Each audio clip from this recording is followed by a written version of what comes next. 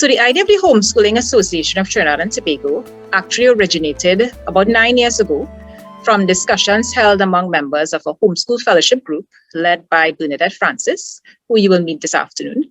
And so the families in this group came together and put the idea forward to have a homeschooling association to represent families of Trinidad and Tobago. And so many of the persons who will speak this afternoon are founding members of the association, or they support the association.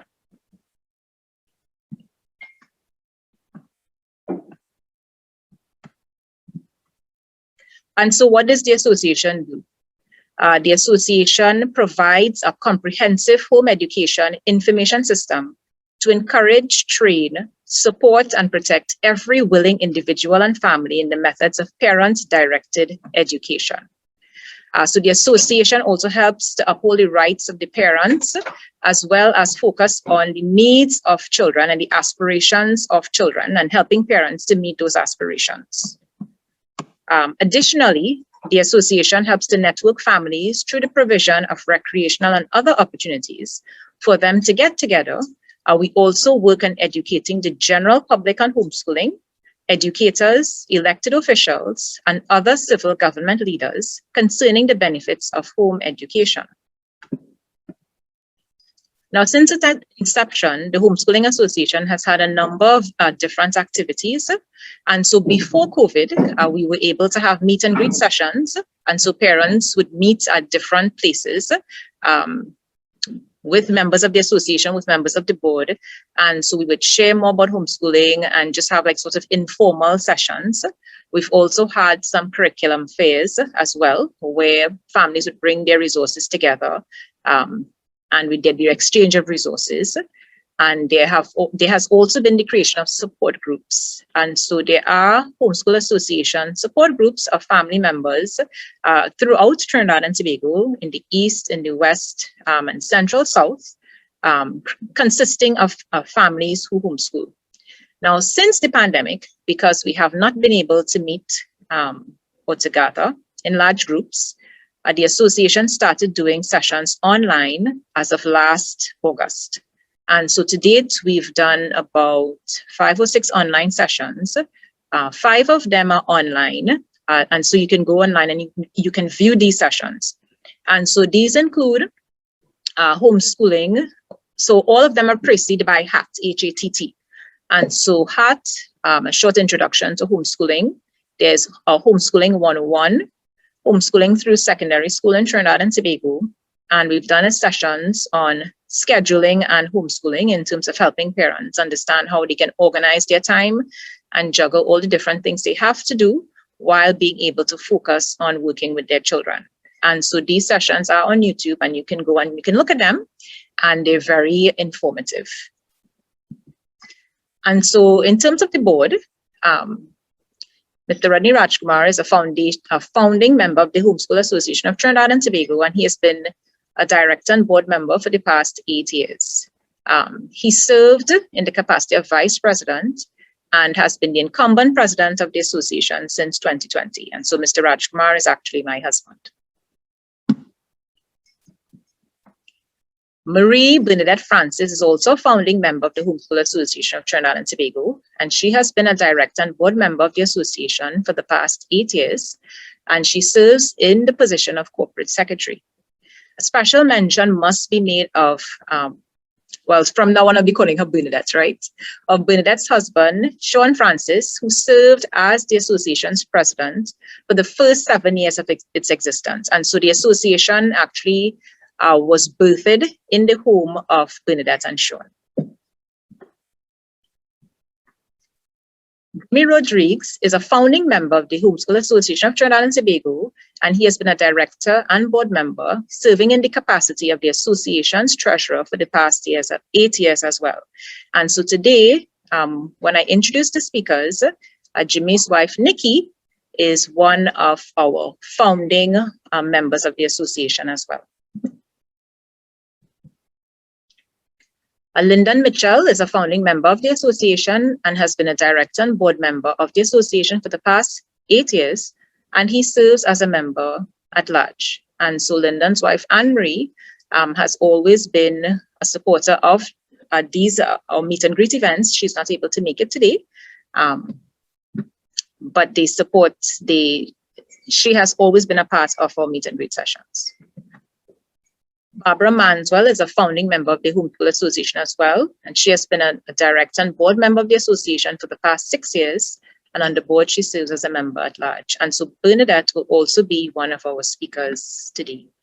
And so at this point in time, I'm going to ask Mr. Rajkumar, who is the president of the association, just to bring some words of greeting.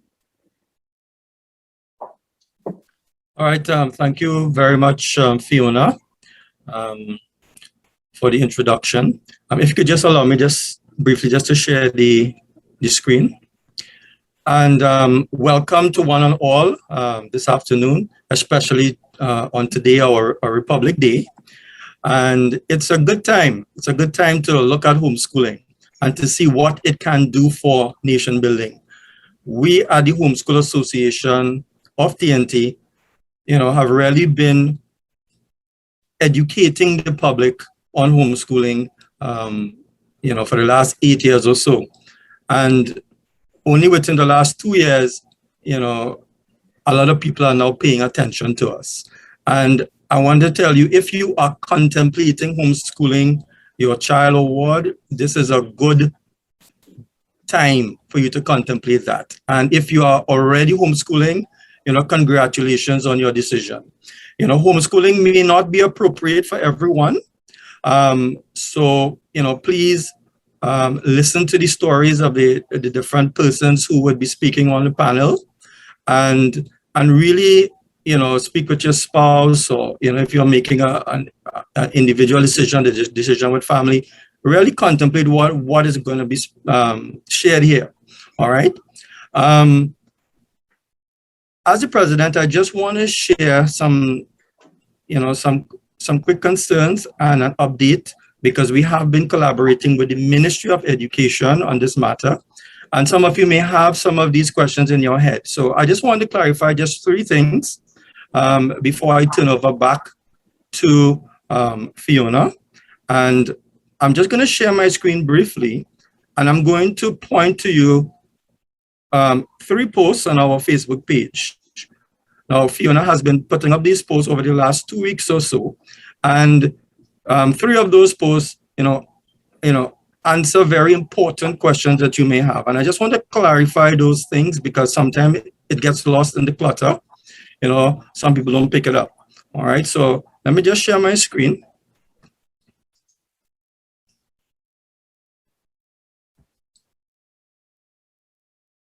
All right, so you should be seeing my screen now. And the first thing I'm talking about is, what is homeschooling? That's very important.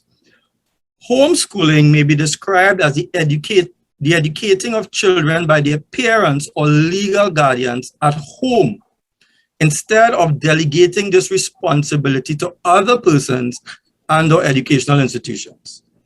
Parents and legal guardians may utilize the assistance of tutors, but must remain actively involved in the teaching and learning process. Okay? So why are we saying this? Well, there are different situations that are occurring in our country right now. And we hear our Prime Minister talking a lot about homeschooling. And the thing about it is the Prime Minister using this in the right way? All right? Or different persons might be talking about homeschooling, but are they using it in the right way? Let's see.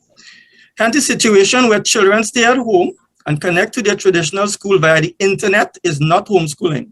So right now, where students who are in regular, or what we call traditional face-to-face schools, are staying at home, they're connecting to their classes over Zoom or Google Classroom or Microsoft Teams or something of that sort. That is not homeschooling. That is being schooled at home, because it is really the traditional schooling in a different form. You have brought the classroom now with its philosophy and the way of doing things into the home. All right? Now, persons who tutor one or several students from their homes or otherwise are not homeschoolers. since these persons are not the parents of these children. So there are some people who contact us. They say, listen, I'm a private tutor and I tutor a group of children and I want to register under the Homeschool Association of Trinidad and Tobago. And we tell those persons, listen, you are not a homeschooler because these are not your children. You are providing a tutoring service. So therefore, you are not a homeschooler and therefore you cannot be part of the Homeschool Association. Now, a private, registered or unregistered school is not a homeschool, since the teachers are not typically the parents of these children, and also these schools are educational institutions. So you have a situation where there are people who cannot get their premises approved by the Ministry of Education to, to have children in that place, right, to teach them. So what they do is they remain unregistered with the Ministry of Education and they offer services. And these are unregistered private schools. And they say that they are homeschoolers because some of them might be doing it in their home. But that is not homeschooling as we define it at the Homeschool Association, okay? You must be the parent or guardian and you are actively involved in educating your child, and you may get the help of tutors and so on, but you are the one, who's really doing the primary educating here, all right? Not tutors and other teachers or educational institutions and so on, all right? Now, the second thing I want to share is homeschooling legal in Trinidad and Tobago? And the truth about it, this is enshrined in the Constitution of TNT. All right, in Chapter 1 there we have it. It is hereby recognized and declared that in Trinidad and Tobago, they have existed and shall continue to exist without discrimination by reason of race, origin, color, religion, or sex, the following fundamental human rights and freedoms, namely, and Part F says, the right of a parent or guardian to provide a school of his own choice for the education of his child or ward. So in other words, you have decided to educate your child and the school that you are choosing is really homeschool. All right, you are choosing to educate your child at home as a parent, and that is your right. Why am I saying this? All of this will feature in a homeschool policy for TNT. All right. And you have to know that it is your right to homeschool your child. Therefore, based on those rights, you do not need permission currently from the Ministry of Education or even from the Homeschool Association of Trinidad and Tobago to homeschool your child. You do not need permission. However, based on our discussions with the Ministry of Education, you would inform the ministry, all right, via a letter of intent to homeschool that you are going to homeschool. And the ministry has asked at different times for different things. And when you contact us, Fiona would usually respond to the queries on the page, on our Facebook page and so on, and by private messaging and so. So she would give you a letter of intent template to send to the ministry, and in there would have different instructions. The important point here is that we are not asking the Ministry of Education for permission to homeschool. We are saying it is our right to homeschool, and being good citizens, we are accounting to you in the system as what we are doing with our child. So therefore, we are being good citizens in that respect. Now, the Children's Authority of Trinidad and Tobago also agrees that homeschooling is legal in Trinidad and Tobago. I've spoken to officials from the Children's Authority, and they agree there that homeschooling is legal. Okay? Now, let me do the last thing here. Who can homeschool in TNT?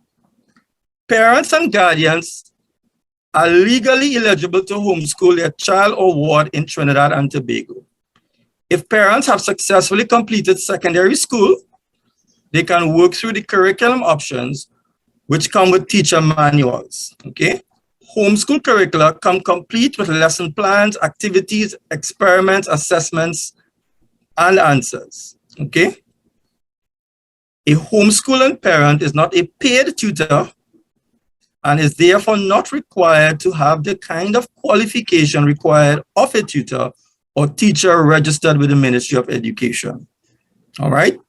So what we recommend is that if you want to homeschool, make sure you have at least a secondary school education, all right? You probably have about 5 CSEC subjects or so. English and maths, very important. And make sure you have completed that if you would want to homeschool.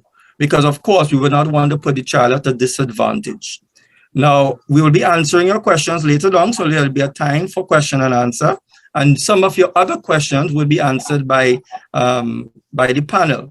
But I just wanted to share that with you because currently, the Ministry of Education is devising a policy for homeschooling in TNT.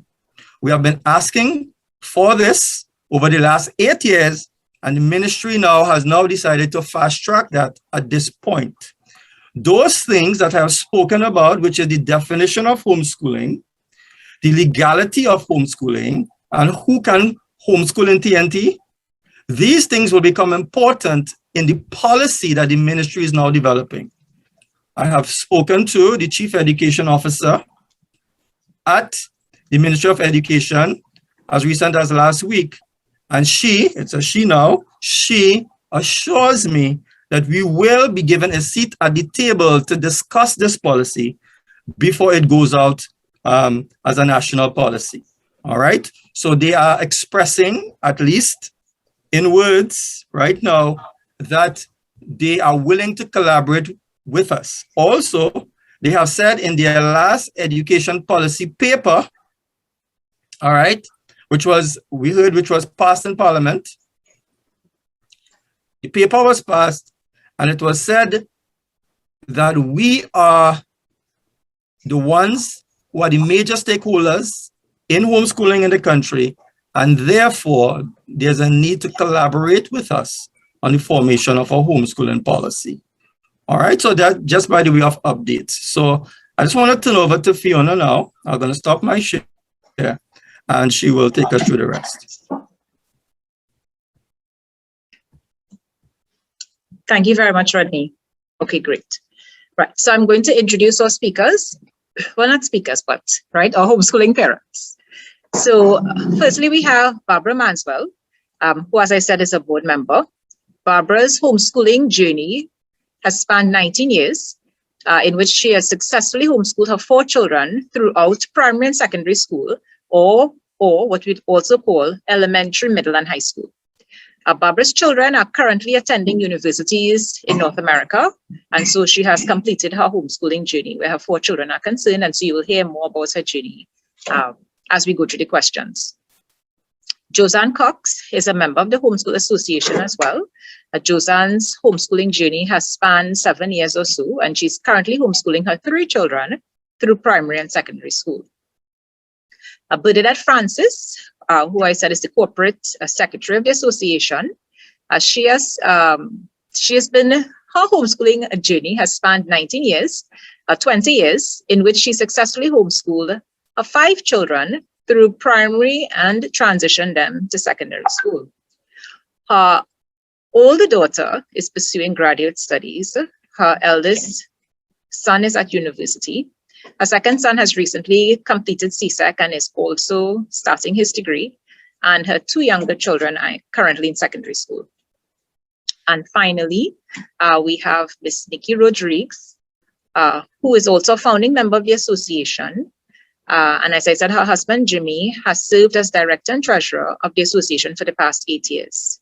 Nikki's homeschooling journey has spanned 12.5 years working with her 8 children. She has graduated her 2 older children into tertiary level institutions, and her eldest daughter just completed CSEC exams. She continues to successfully homeschool her 5 youngest children through the primary and secondary school. And so I want to thank them for being here to answer questions that will assist you Okay, sorry, Josanne, where Josanne is concerned, she has been homeschooling. Her homeschooling journey has spanned 12 years, right? So I'm just correcting myself. And so let me get the questions. And so we'll be doing a sort of question and answer session with the parents. And so through each stage, they will answer a series of questions.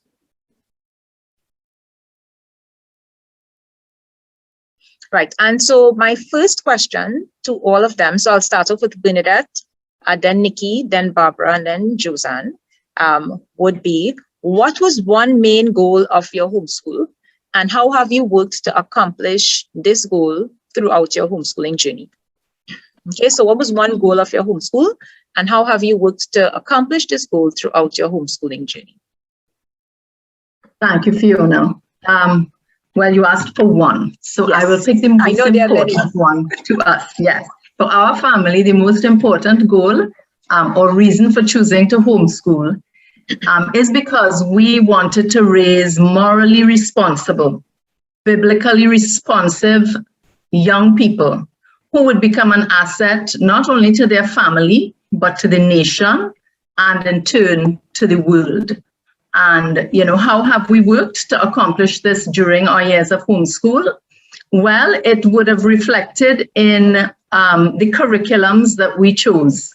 Other than the regular math, language, science, those wonderful things that we want them to learn about, most importantly, we would have included programs from an institution called Character Training Institute. So we would have employed their Character First program. We would have also continued to roll out a parenting approach that we would have learned through a discipleship program, Growing Kids God's Way. We would have taught biblical studies as a subject within our homeschool. We actively looked for opportunities to coach our children along the way. And those are some of the things that we just intertwined into our homeschool as part of curriculum to achieve that particular goal. Thanks very much, Bernadette. So Nikki, you can go ahead. Okay, hi everyone. Thank you so much for having me. For us, we wanted to raise basically the same thing that Bernadette said. We could basically say, yay, same thing, ditto. But in addition to that, we wanted our children to have a more holistic approach to education. We wanted to give them that approach. And so we found that basically the school system, and it's not just locally, it's throughout the world, for the most part, that the school system just basically trains children to regurgitate facts and figures for an exam. And so we wanted more than that. I eventually evolved as this big entrepreneur, but even before that, we wanted to expose them to many different things. And entrepreneurship was one, because we didn't believe in giving our children an allowance. That was just us, right? And so we wanted to show them, teach them creative ways by which they can earn money legally, of course, and how they could put their ideas, you know, to bring things to fruition. So we wanted them just not to be concerned about bookwork and passing exams, but we wanted them to understand that life really is a classroom. And I've been saying that from the word go, and that they could learn a lot through life, not just being confined to whatever the size of a classroom is, I don't know, but stuck in a classroom for 6 to 8 hours a day with their peers. That is not what we thought, you know, was holistic education. And so that is what, in addition to what all that Bernadette said, that was one of the motivating factors for us choosing to homeschool our children, giving them more of a life learning experience rather than just regurgitation of facts to pass exams. Thanks very much, Nikki. What about you, Barbara? Well, I would piggyback on everything that both Nikki and Bernadette have said, but I'm going to focus on another aspect that I found was one of our priorities, and that was, at the end of the day, I wanted my children to love learning. And if they loved learning, they would be able to pursue whatever they desired. Love learning and be able to find the material, or know how to find the material that they needed to learn. And so part of the ways that we encouraged that was if they had interests or passions, we tried to provide the means for them to pursue that. We have one who is very artistic, and so we provided for lots of art supplies when she was younger. And then as she grew older, a particular art course that she took. We had one that was really into football, and they all did play football at different stages for exercise. But this one, we attempted to do everything we could to help him to pursue that passion. We have another one who builds a lot of things. He's going into engineering, and so we provided the materials, the raw materials. If he had an idea, he wanted to do something, if he wanted to take something apart to fix it, we allowed those kinds of things. And we used books a lot. We would go to the library and take out our 30-book limit every 3 weeks, and when the library was open back in those days, and take them back 3 weeks later and exchange them. And so at the end of the day, I wanted my kids to be able to love learning and to be able to find the material that they needed to learn from. Thanks, Barbara. And Josanne. Okay, hi, good. Is it afternoon? Yes. Yes, please excuse me. I'm in no position or present to come on camera and leave a permanent digital footprint. I just came out from the bush, which is my place of peace, which is our place of peace, and which is where quite a lot of our learning takes place. All right. So I just slid into the meeting, and I hope I'm prepared to answer your questions. What is the goal? Our goal was to just to produce good people. You know, to produce people who are void of prejudices and biases. You know, that is sometimes rife in either for public or private schools, where what takes place actually, you know, is not just socialization, as they say, but selective socialization, where you just have access to a particular group of people, possibly from, you know, a very similar socio-economic background. So with us, you know, we have, I guess, more control over that. But the thing is, it's not even control, because our children, they're free to associate, and they're associated with persons whose parents you would see on the covers of Who's Who's, and you'd also parents, children of parents, I've thought, you know, who have spent quite a considerable time in jail. All right, and we see no difference, and they see no difference. All right, and so yeah, it's building upon that, and I think build upon the fact that, you know, when we speak to, you know, you don't want our children influenced by these others. No, then you know, you're not, and then I wouldn't be giving myself enough credit, because the thing is, you know, you raise people and young people who can also go out there and have significant influence on others. You know, so that was really you know, our goal. You know, and for them to just, again, you know, as Barbara said, you know, to just love learning, to chart their own course with regards to that, you know, and this may sound strange, but with me, you know, I don't know if you mentioned, but I unschool, so it's more or less the children just doing what they want, right? And I just help to facilitate their experiences. It would seem unstructured, but it takes quite a bit of structure in the background to pull off. Yeah. Okay. Thanks very much, Josanne. And so this will go straight into the second question. What was your approach working with your children when they were young? Because I know that, I mean, you all have been homeschooling for a long period of time, right? Over a decade, every one of you. And so over the years, you would have evolved in terms of how you would have approached homeschooling as your children would have gotten older. But when they were young, you know, preschool age, how did you work with your children? So I'm seeing the order in the screen, so I'll go the order I'm seeing. So we'll do that again. Okay, me again. All right, so ages 3 to 5 that's the age range we're speaking about here, yes? Yes, that preschool age. Okay, preschool age. So let me say that one of the persons that really inspired my approach to learning is a gentleman called Sir Ken Robinson. And he speaks a lot about creativity, and that each of us are creative beings. While we may have multiple intelligences that would feed how we express our creativity, the creativity is there. So that, keeping that in mind, At that age, I really wanted my children to learn organically along the way. I was not ready to put them to sit behind desks, put pencils in their hands, because along the way I had learned that that is really not good to do to a preschool or, a preschool age child. A child before 5, your bones structure is not yet formed. And so I didn't want to do that to my children. So how did I work to accomplish their growth and development and love of learning during that time? I really gave them the freedom to learn along the way. And what did that look like? So I bought certain things that would facilitate it. Things like stacking barrels, colored wooden blocks, chunky Legos, lots of boxes from the grocery, just those brown boxes that, the girls are stacking the shelves. You just pull a few in your cart when you go.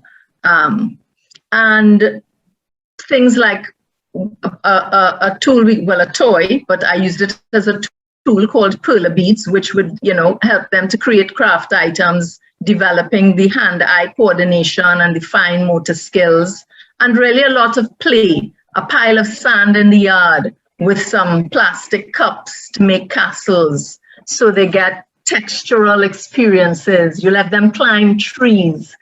You bring them in the kitchen with you. So you're cooking and you're counting how many teaspoons of this and that's going into the pot or into the cake or whatever you're doing. And so just through that living life, talking a lot to your children, my children learned to count, they learned numbers, they learned the proper names of objects, they learned how to pronounce properly, beginning to speak and develop language, standard English. So I had to sadly set aside my love for our local dialect and speak proper English while I was at home and leave my dialect for when I was hanging out with my friends so that they can learn along the way in an organic manner. I'll stop there because I know all the moms behind me have lots more to say.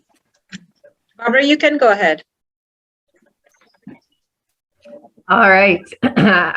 Again, we will probably often add on to what the previous person has said, but I did a lot with play.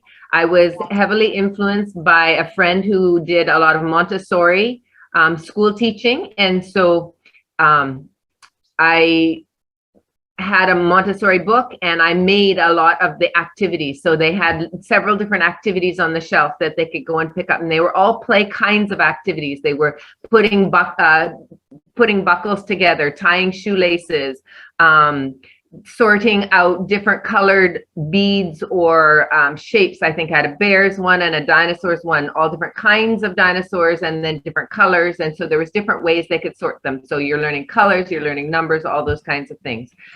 Same thing in the kitchen. My 3-year-old was peeling cucumbers and potatoes and cutting them, and people were concerned sometimes, but I said I've taught him how to do that. He loved to do that. He was my best potato peeler.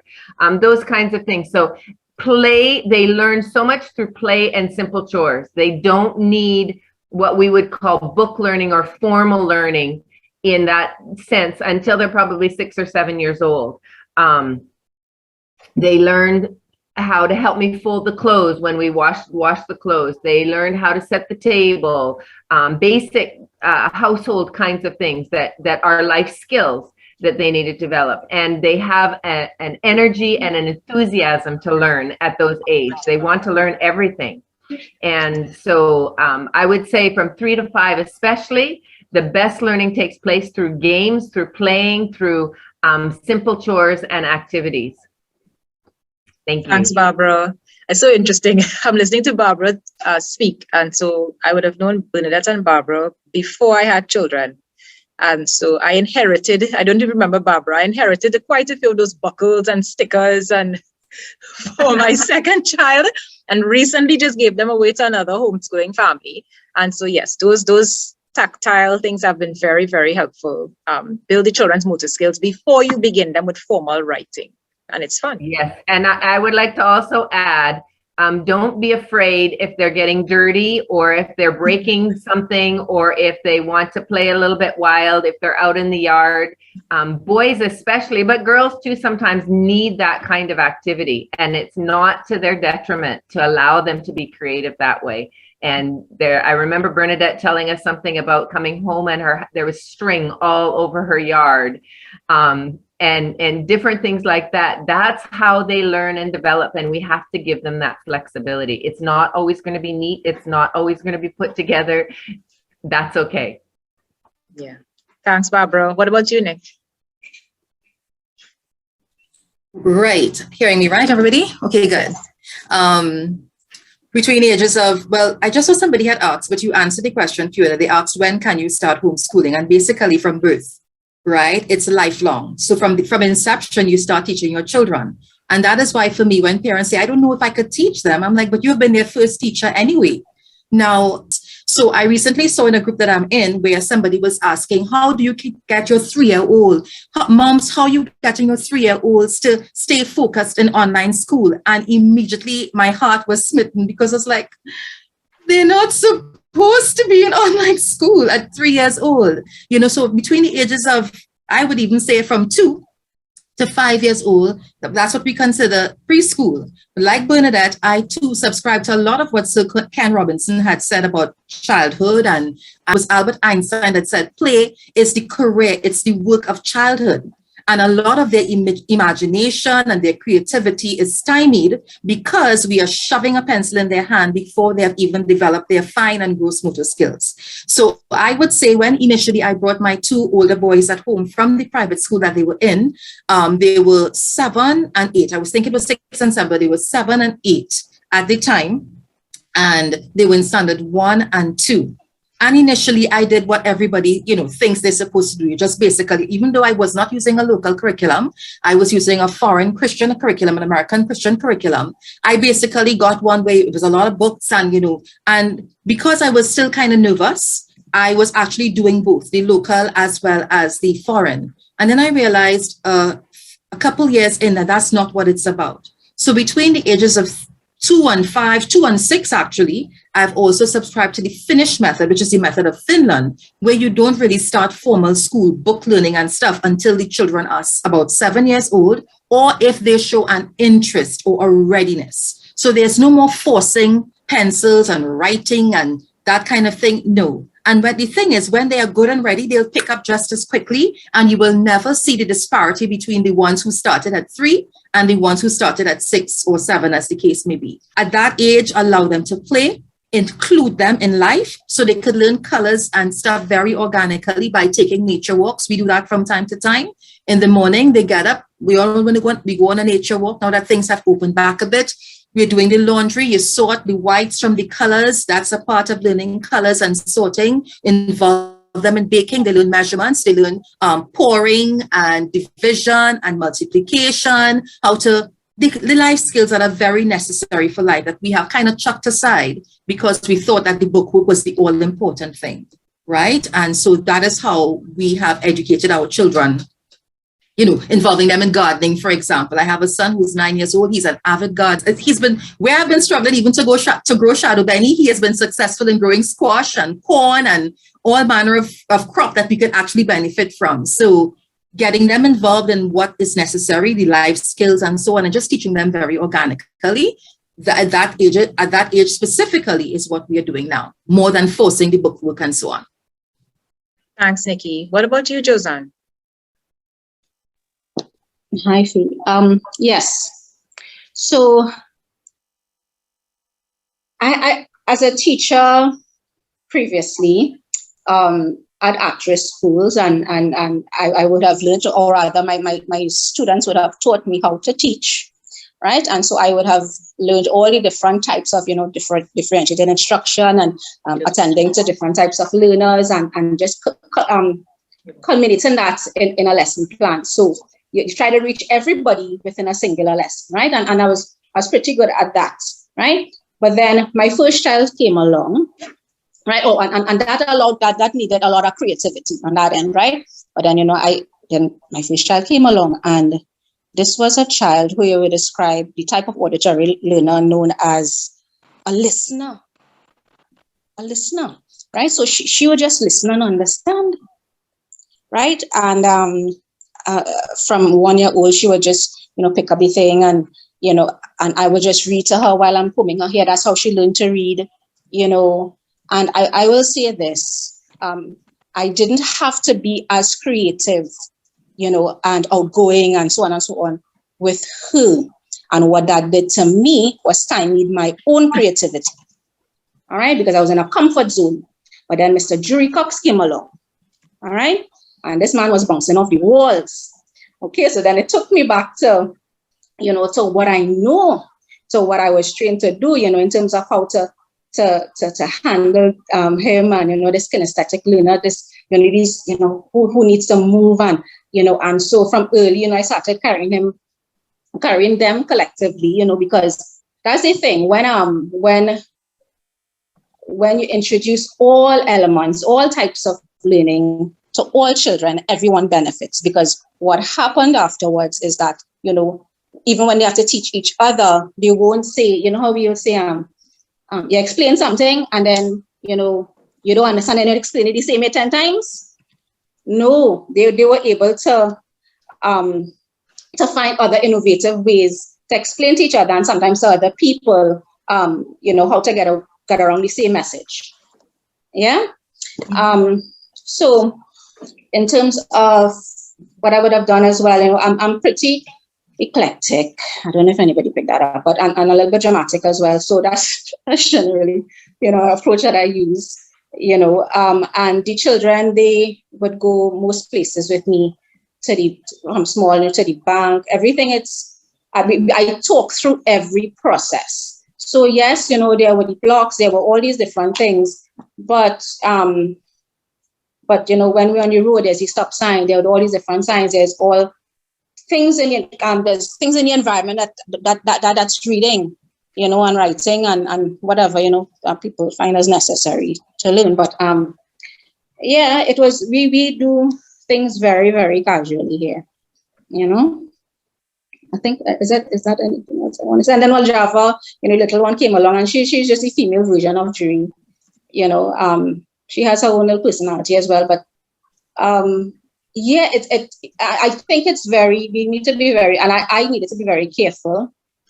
And even as a trained teacher, having my own children, it made me really look at, not comparing the children, because I think all of them come from the same place, all of them have the same experiences. And so, they should all learn the same. No, and the thing is I would be careful to not say that, one, because Kayla is this listener, she is more intelligent. This is different types of intelligence. So like, for example, if we were in a crisis, I remember there was a little crisis here, and my eldest daughter, she started to panic. But my son, who didn't start reading until he was, 7 or whenever, how old he was there. Yeah, he was very, very calm. He went to YouTube, he went and looked up some videos, and he learned how to pick the lock, So, yeah, in that aspect, we need to be very careful in terms of how we measure intelligence. It is not limited to being able to, all these A's and maths and language and all these different things. We don't do that here. Okay, thank you. Thanks, Josa. Yes, hearing that eclectic voice that I love. Okay, the next question, we go straight into primary schooling. And so I'm seeing different questions coming up on the chat. One interesting question would be, if there is no great emphasis on writing during preschool, then what happens at primary school? And so one of the things you'd have to consider when you're homeschooling, you really will have to think about what your goals are, okay? And so if you know that you just want to homeschool for a couple years and transition your child to public school or private school, then you will need to know how you are going to prepare them for that.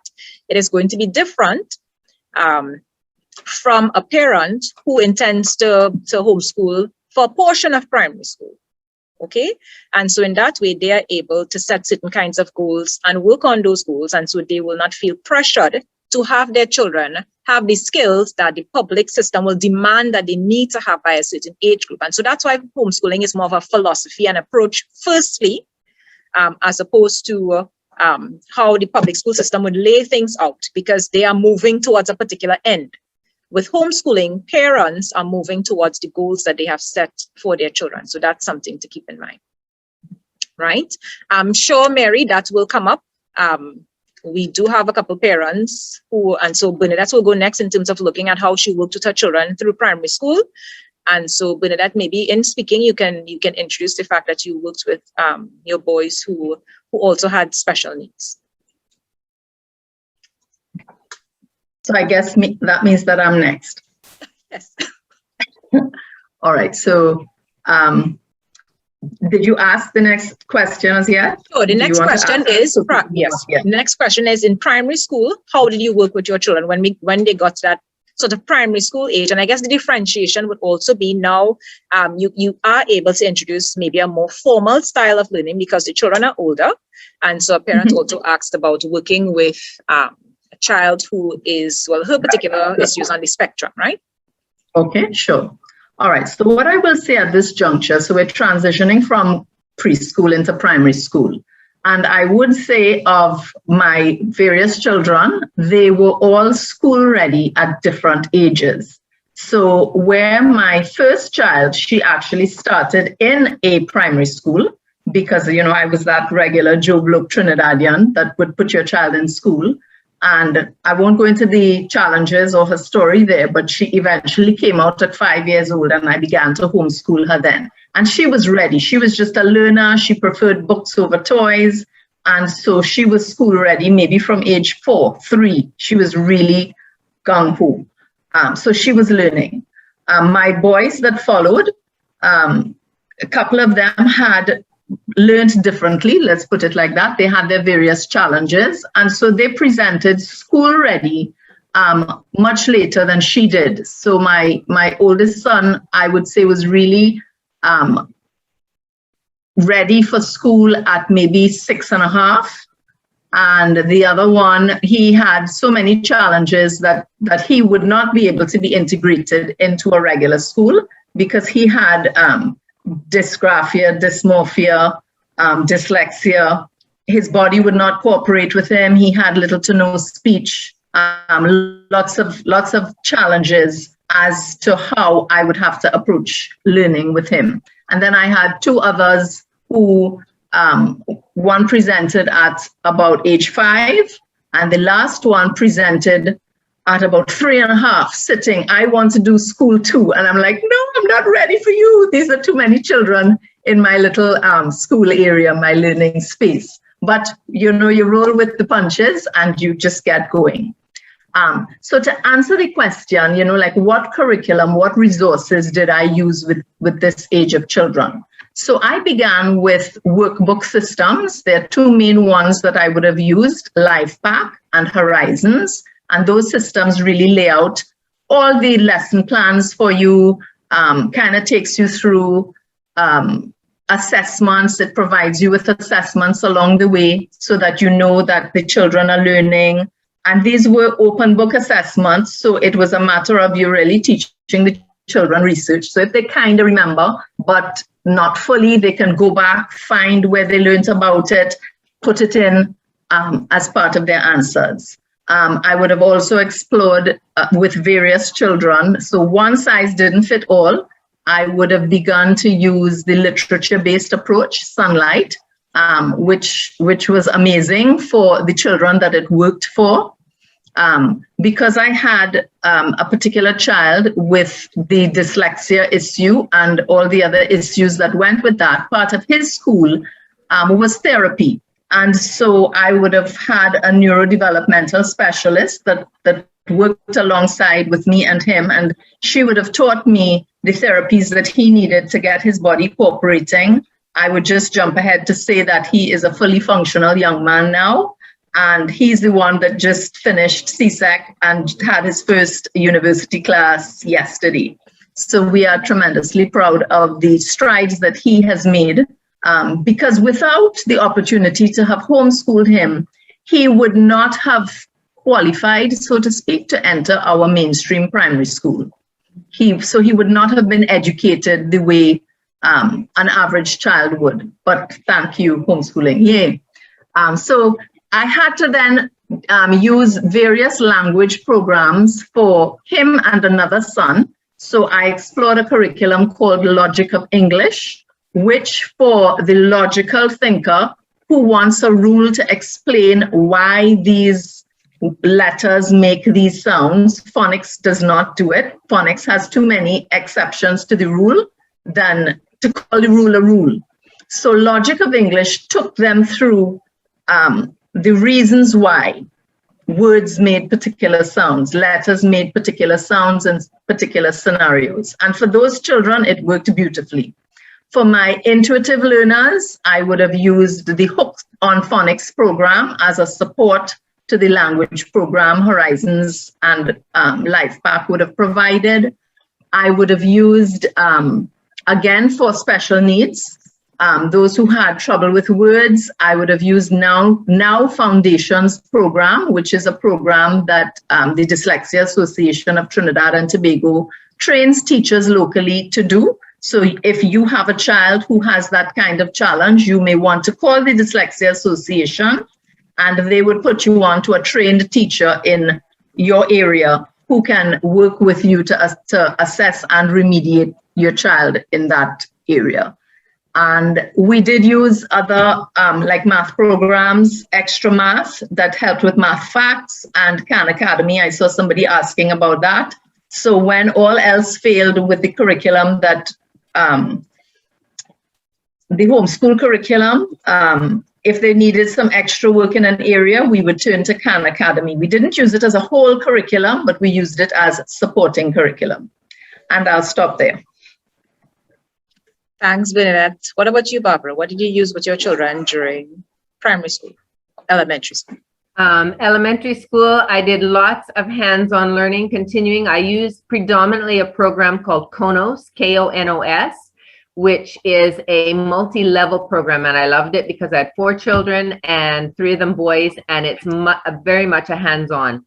So it deals with character traits that you're helping to develop, and then within a character trait you're dealing with specific deep unit studies. So for example, in orderliness we dealt with the sun, moon, and stars and the planets and how that is organized so strategically for everything to work properly, for the earth to be in orbit around the sun, and how the exact amount is what is necessary to sustain life. We talked about this 6 days of creation and the 7th day of rest from the book of Genesis, and how God created everything in an ordered structure.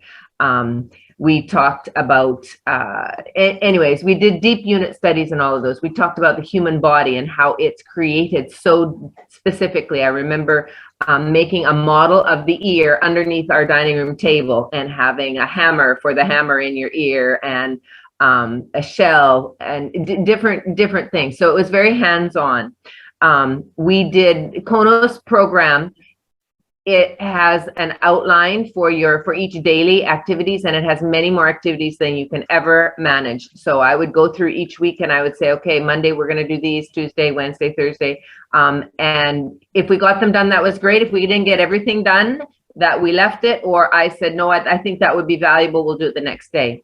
With that KONOS program, it did a lot with science. It did had reading suggestions, and so we would try to find books at the library that were the age level appropriate, so the kids would read at their own level. They were writing at their own level.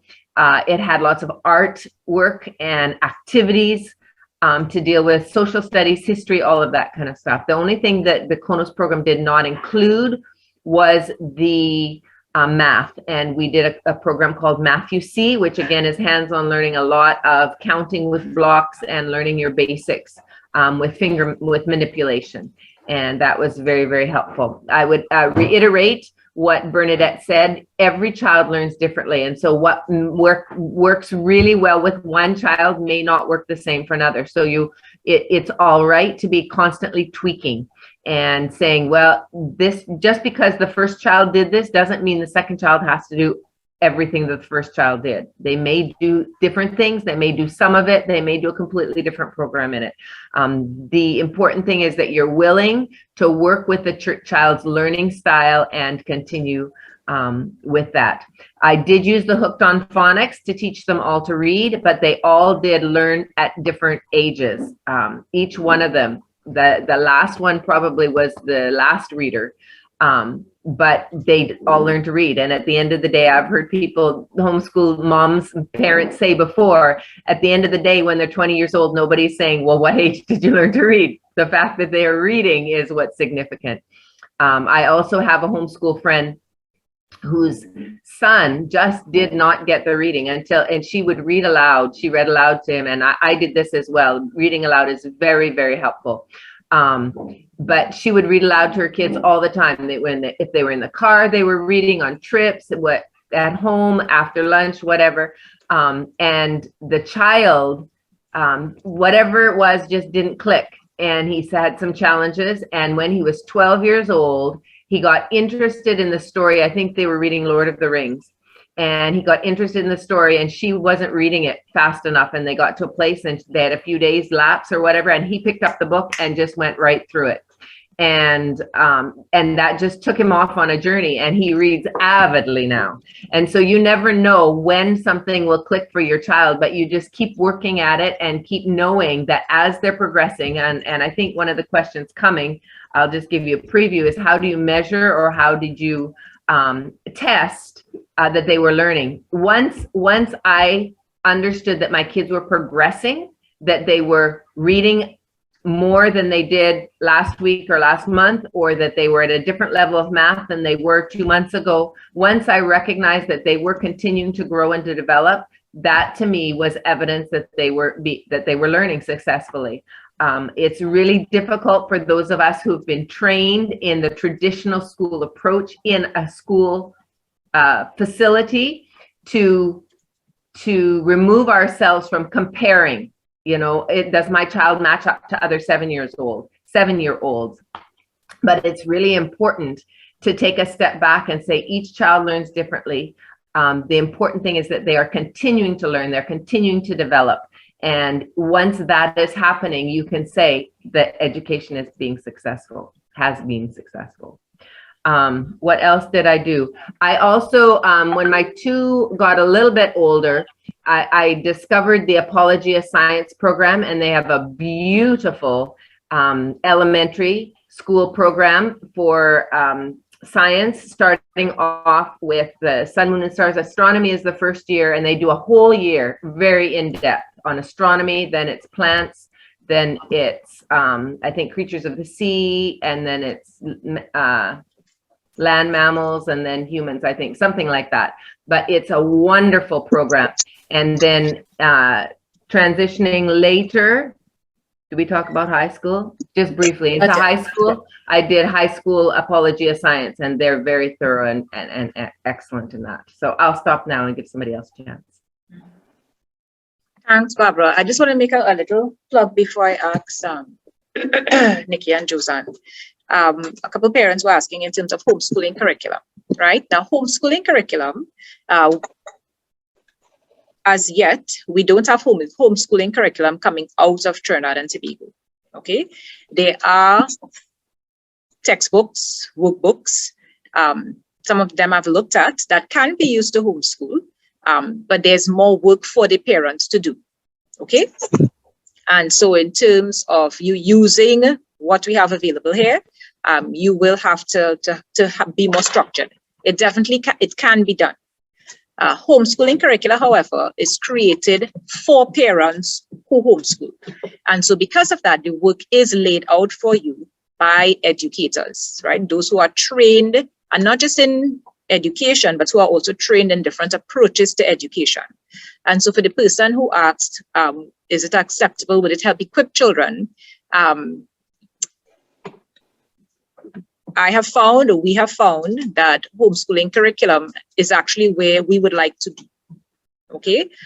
In terms of the kind of depth, the kinds of explanations, the kinds of exposure, the range of subjects that you're able to comprehensively introduce your children to. So for instance, I teach history. We don't teach history to younger children here, but I've been able to find some excellent world history curriculum for my children. And that has really just caused an explosion in terms of some of what we've been able to look at, you know, and the kinds of questions and information they've been able to gain. Literature as well, being able to help children to love reading, right? Too many children hate reading in regular school. They don't like to read. But children, I don't know, I think that's something unnatural. It's something that you know, when you are able to just spend time with your children, as Josanne would have said, or Bernadette and Barbara, you read to them and they love it. They love being read to. And so homeschooling helps to encourage that learning environment. I remember my daughter, she's pointing her finger at me. There came a point in time when she was 6, she flipped the switch on us and she wanted to read to me. And so she started reading out loud to us, you know. And so the curricula really is created wanting to encourage that learning environment in your home.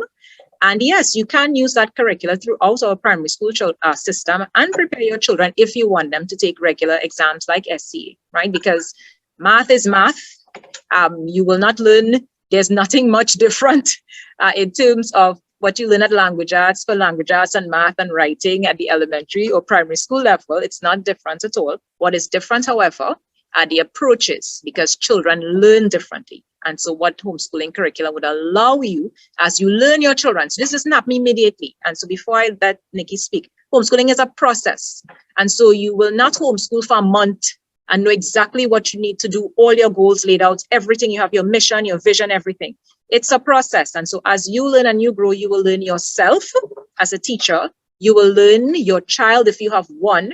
And if you have more than one children, you will also learn how they learn. And so as all of the parents would have said, you will tweak this process as you go along, because it's something that's very organic. It's not stilted. Okay, so Nikki, what did you use with yours when they were young? Primary school. With the first 3, which will be Matthew, Andrew, Emily, like I said, took them out of the schools that they were in initially, because we weren't always homeschooling. And so by the time we started, we were introduced to Sunlight. It was a curriculum that a friend of mine had told me about. She just happened to have a catalog for this particular thing. So we tried that. It was a very literature-based approach, which we loved. They were all 3 of them, our first 3 kids were avid readers. And so Sunlight worked beautifully for them.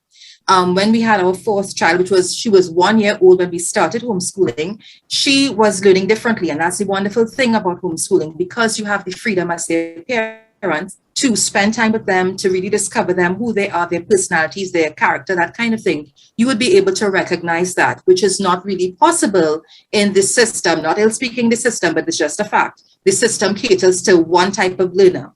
But through homeschooling, as a parent, you can cater to the varied learning styles of your children. So the first 3 were auditory and visual learners, and so the school system would have worked and was working perfectly for them. But as I said, we wanted to teach them something more. We wanted to give them a more holistic approach. And so the 4th child came along, and she wasn't reading as early as her siblings were. In fact, she didn't start reading until she was about 5 years old, a little over 5 years old. I saw somebody ask something in the chat today. I'm trying to go as quickly as I can. Please forgive me. I speak very fast normally, but under pressure it's worse. But I saw in the chat where someone was asking about children being expected to do certain things. Well, as Fiona said, it all depends on what your path is. So for us, we decided that through primary school, we initially thought, in fact, we did have our first 3 write SCA, but even though we knew we were going to give them that SCA experience, we didn't know we were doing homeschooling all the way through secondary school initially.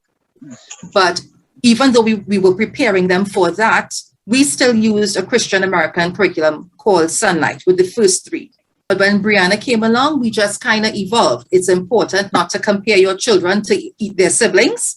It's also important not to compare them to the neighbor's children or your nieces and nephews, because if you are in it, you're in it to win it. You're in it for the sake and for the betterment of your children. So take comparison out of the mix. It is the theft of your joy. Concerning, right, so with Brianna, we waited.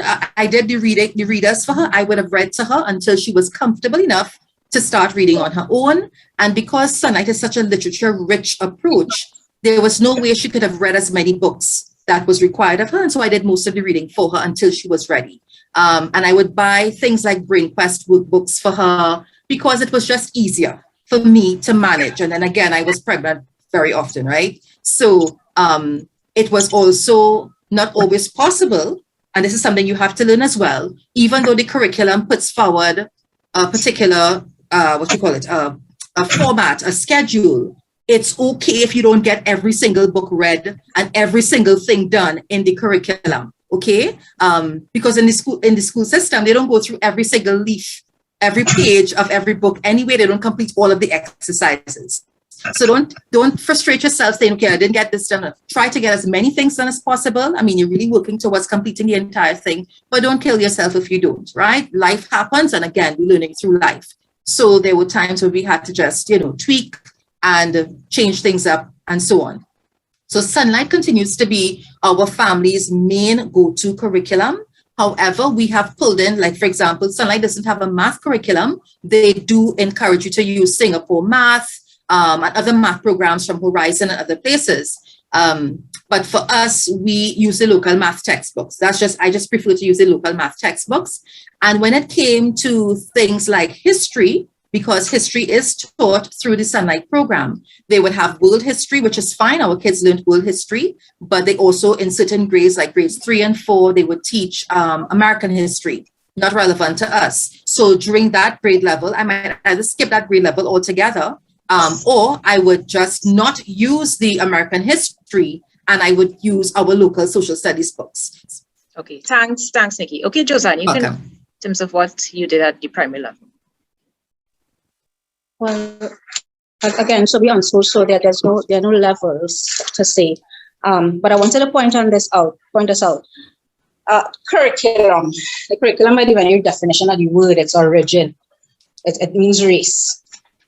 All right. So, and that's exactly what it is. It's a race. It's a competition. And I mean, I remember when being in the public system in primary school, I remember it was just, okay, head up for this, head up for that, head up for this, because you had a race to the finish, because you shouldn't have exams at the end of the term, and you have points, you have to, you have to do these assessments, you have to, hand in their marks. But we didn't really get a chance to learn. All right, so we followed John Fole's philosophy of unschooling, where really there is no curriculum. There's a living curriculum which the children themselves have to develop. So again, returning to the primary school days, with the children, with my children outside, that's what I mean. Yeah, so I too, as a teacher, got tired of that, and I remember just stopping ever so often and asking, what it is you all want to learn. And the type of questions and information that flowed from these children, it is remarkable. It's not on no curriculum. All right? So we need to tune into them. And I'm happy, I had other experiences at other institutions, secondary and otherwise, where I was allowed a lot more autonomy, and I use that philosophy, and that guided them. Because the thing is, when these children learn what they want to learn, that's half your job done there. All right. So even in terms of reading, I just pick out stuff. Okay, you tell me what is interested in, and that's what I pull the material, And because you're so intent on wanting to know what the sheet says, you're already invested in yourself. You're already invested in your own learning, right? So home here now. So there's that. So that at the start of the term, I asked that question, okay, what it is you all want to learn, where you all want to go, where you all want to visit, where you all want to talk about, all right? And I make a list of those things. I personally am big on TVET, Technical Vocational Education and Training. So here I do. right? I would sign up for different programs. Like, for example, I remember last time when it was heavy, we did, what was it? PVC construction. That was the basic, right? And the children, and we had to, what did we do? We had to build a planter and a couple other things, hamper and or a table and what else again? Something else, right? Right. So these children, and then my children did the homework for me, right? Because that was part of I made a part of their living curriculum. And so they built this step by step. And what I would have done was pull out, right, all of these STEAM subjects. That is like the science, the technology, the engineering, the arts, the math, from this, because and that's the thing, you see, skills training is academics. It is academics in action. All right. So so that, and I think we get to that question later on about assessment, and I'll talk about it then.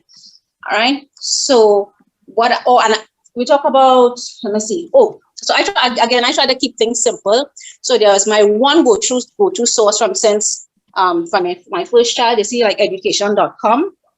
They have a lot of resources, whether it's workbooks or worksheets or what you call this thing? They have interactive activities that have a roadmap of where the child starts, where the child can go. You know, they have a lot of hands-on activities. So when they do these projects, whether it's like the PVC construction or we make soap, we make lotions, whatever. And we made lotions and butters, and I never do so much chemistry in my life. Real hard science, you know, and I was just so excited. I was getting excited doing this, you know, and I was like, oh my gosh, you know, if it is that, you know, if we had that in the schools, you know, the children, you know where the end is in terms of, you know, they have this end product, you know, and they see the purpose of it, the relevance of what is in the textbook, you know, it just brings this thing to life. And again, you know, it comes back to that, you know, just learning through life. There was something else I went, right. So we're in the bush this morning, and we went to get some plants, we went down south. And that and all, that was plenty math, that was plenty science, all kinds of things, because ways. So that was map reading. All right, in terms of, and then you had to, so they see it, this, you know, they would have seen, you know, what the roads look like, what the stretches look like, the names of the streets and the roads and the routes and all these different things. And of course, you know, they have it in km and tell you, okay, you turn left or you turn right, and how much other km. So you got to estimate, you know. And then, you know, we with some plants we went to get, some fruit trees. And the gentleman there, he was just so thorough. And the children were asking him a lot of questions. He was showing them how you propagated them. Some of them were grafted, and grafting is such a fascinating thing, you know. And I mean, to really look at it and to look at plants, I just find it just so magical in itself. But and then we do things like, you know, when we're in the forest, we have these apps. One is like I think it's PlantNet, where you can identify different types of plants. You take your pictures, or, you know, you just had to hope that, you know, you have a good internet service provider, right? So, and then, yeah, it was identify plants. That's your science there, you know, and identify even when, if it's medicinal, what you could use it for, using your learning scientific names of it, you know. And again, these are things I didn't even download up. It was my son. It's they who go out looking and searching for things. They approach me and tell me things, you know, that I have no clue about. All right. And the thing is too, I keep them very much engaged with current issues. So we would do a lot of like reading. There's newspaper reading, yes, but we more read online, because so they will read through that, especially the younger ones. And then what they love is the comment section, right? So we might be on Facebook and we'll be reading it from there. And then they go to the comment section because they want to, and because my youngest daughter say, what are people saying about this? What are people saying? You know? So they go through the comments and they pretend to be the people, and they debate with each other using what the comment, what the first person should be saying, okay? And of course, they have their own opinions and so on. They're really very highly opinionated, and I love that about them, and I respect that about them. I'm sending us on to say about that. I don't understand more than writing. Hold on. I think that's it. Yeah. So I am looking at the time, and so we did say the session would go until 2:30, right? So what I would want to do, I would want to, because people are asking questions in the chat, and so I'm going to wind up here, and just to transition with just a comment. And so all of these families have gone about transitioning from primary school into secondary school in different ways, okay? And so Bernadette would have worked with her children through primary school, and then they would have gone on to private secondary school. So they did not do SE, right? And then from there, they went on to do CSEC examinations. With Barbara would have homeschooled throughout secondary school, and then her children would have done SEA and transitioned into university, not SEA, the SET exams, and her children would have transitioned to university. Right, and Nikki said that she would have done a mixture. So Nikki would have allowed her children to do SCA, her 3 older children.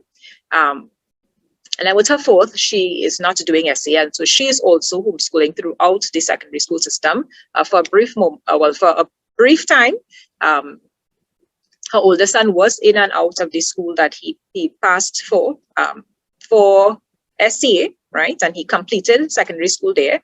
But she is homeschooling the other children throughout, and Josanne is also homeschooling her children throughout secondary school. So you see that there is flexibility in terms of your options of transitioning children from primary school into the secondary school arena. So it's not hard and fast. And so really, again, I would want to stress it is a learning experience. And it really encourages you to think about what your goals are. And so one thing I've found is that homeschooling parents are very, they have the ability to be very, as you go along, very strong in their belief system. And so as you listen, you would listen to the journeys of different families and their approaches and their philosophies, and you will have the ability to do the same for yourself. And so there's no need for you to feel as though you need to be Bernadette or Nikki or Josanne or Barbara. I can't be any of them. So for you to really gain from this experience, you have to listen, gain this rich information, and then process your own experience, who you are, and what you would like to have for your children. Let me just also say that there are plans in place to help homeschoolers along in terms of different forms of training. All right. Now, as Fiona would have said, that curricula are available. You just simply need to take up the curriculum and follow the daily schedules and so on.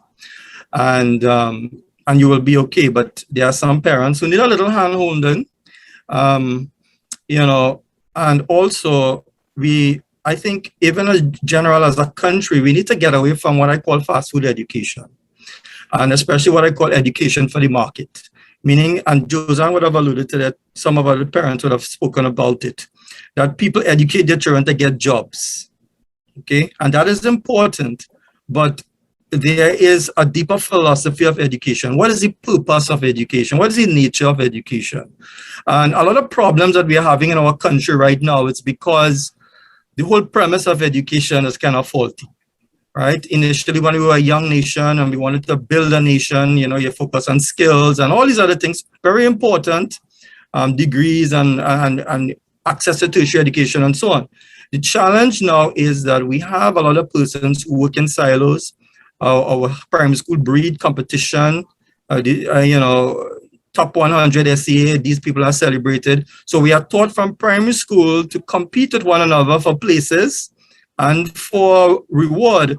But then people ask us to collaborate now at a national level to help build a nation. So, if we can get away from the whole idea of fast food education and try to understand, well, what is the nature of education? What is the purpose of education? And from those purposes, we build educational objectives for our children based on their strengths and their weaknesses and so on. And then we move on from that. So these are some of the kind of theoretical things, you would say, but they are important things, because what happens is they guide where you end up later down the road, right? So you don't just want to have a child who is educated for the market but doesn't understand values and so on, and other things in life that you need to be thinking of deeply, right? What we call the existential questions and so on. All right. So thank you very much, everyone, for coming today and participating in our session. And we're wishing you a happy Republic Day and a good afternoon.